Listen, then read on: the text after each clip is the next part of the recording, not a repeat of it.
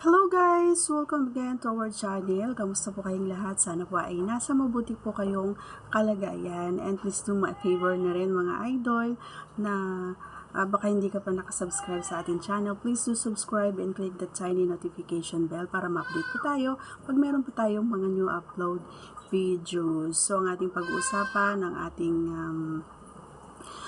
isi-share ngayon naman mga idol ay ano nga ba yung ginagawa ko sa aking partner para maiwasan yung mabilis na na makatapos. Yan ang ating pag-uusapan.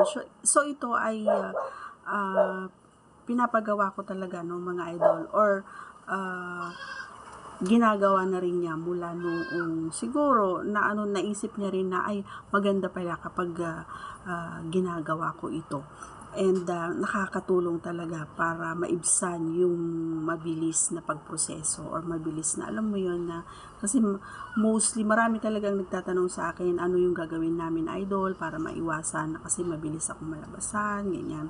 So, ito ay base lamang din sa ating pinapagawa at ginagawa din no mga idol. Hindi tayo eksperto pagdating sa mga ganitong bagay, pero sinusure ko naman sa inyo na ginagawa ko talaga at ginagawa namin talaga yung mga bagay na isinishare ko sa inyo, and walang halong gawa-gawa lang.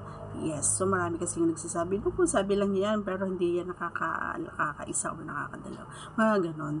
So, sorry. Sorry.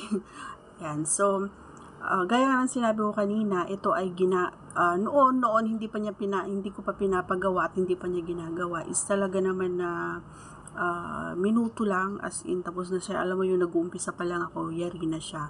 So mararamdaman ko na lang super umaagos na talaga yung hanggang doon sa alam mo yon. So, alam ko tapos na siya, kahit di niya sabihin. Pag tinatanong ko siya, hindi pa daw, sige lang, ituloy ko lang daw. Pero, alam ko sa sarili ko, kasi nararamdaman ko din naman na medyo na lumambot na, ganyan. So, alam ko na yari na siya.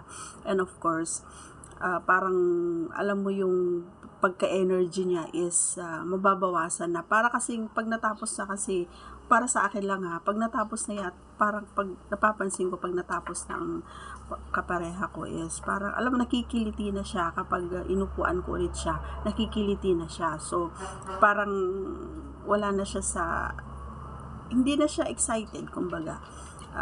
Hindi katulad ko na nag-uumpisa pa lang, or alam mo yon, hindi pa nag-uumpisa is nangyari na siya. So yun yung ikinakatakot ng aking kapareha, kasi nga alam niya sa sarili niya na matagal talaga akong matapos. So noon na may mga time na nakikita ko minsan, although wala kaming balak na wala kaming balak, pero minsan nakikita ko na nag-urine siya, alam mo yun, umiihi siya bago ko gawin yun. So, sinubukan ko, umihi siya. So, subukan ko nga, tingnan nga natin.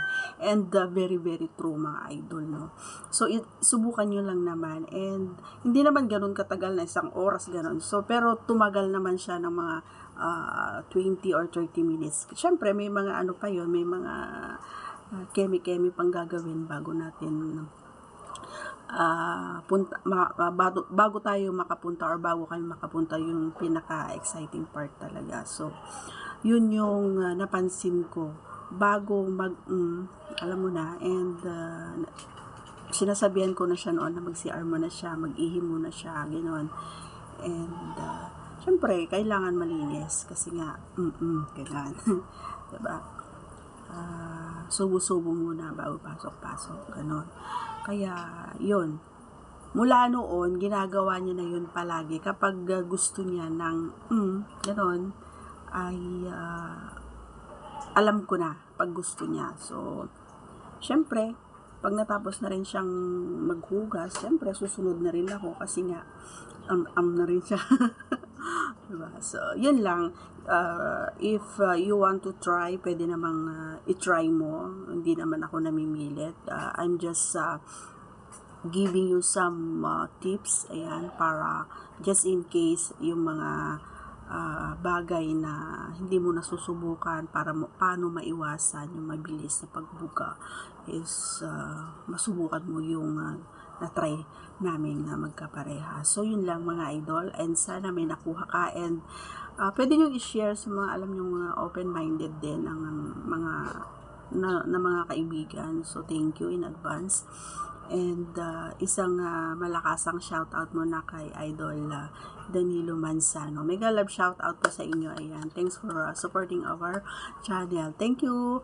And baka hindi ka pa nakasubscribe, Idol, pa-subscribe naman and click the tiny notification bell para ma-update tayo pag meron tayong mga new upload videos.